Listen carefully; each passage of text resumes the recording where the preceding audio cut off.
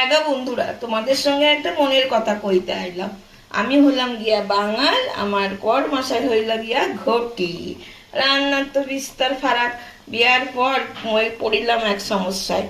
হইল তিনি আমার রান্নার গুরু। যাও, রান্না শিখিতে শিখিতে ছাড়িয়া গেলাম তাহারে। এখন সে কয় যে সব ক্রেডিট নাকি গুরুর। শিষ্যা যতই ভালোই রান্না করুক না কোনো খায়, কিন্তু সে ক্রেডিট গুরু কিছুতেই নিতে ছাড়ে না। যাই হোক, এখন গুরুর জন্য কি রান্না করিতেছি সেটাই তোমাদের সঙ্গে আইলাম কইতে। দেখো, এখানে বানাচ্ছি পাঠার মাংস। যা হোক, গাছ পাঠা না মাটির পাঠা তা তো আমি জানি না, সেটা তোমরা বুঝে নাও। আর দেখো, এইখানে বানাচ্ছি উচ্ছে আলু চচ্চড়ি। যত হোক সে খাদ্য রসিক, কিন্তু স্বাস্থ্য সচেতন। দেখো, এই সময় নাকি তিতো খেতেই হবে তার কথা। আবার দেখো, এখানে তার গাছ পাঠা খেতেই হবে। আর দেখো, এখানে নিয়ে এসেছে তার শরীরে নাকি রক্ত কম তার বউয়ের। এখন শিষ্যার রক্ত কম, গুরু মশাইকে তো খেতে হলে শিষ্যাকে সুস্থ রাখতে হবে। তাই দেখো, তিনি আনেছেন এই মাছ। কি মাছ বলো তো এটা?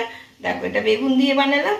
চলো, আমার মনের দুঃখের কথাটা তোমাদের শেয়ার করে কিছুটা তৃপ্তি পাইলাম। কেমন হইলো জানিও, একটা কমেন্ট করিয়া। টাটা।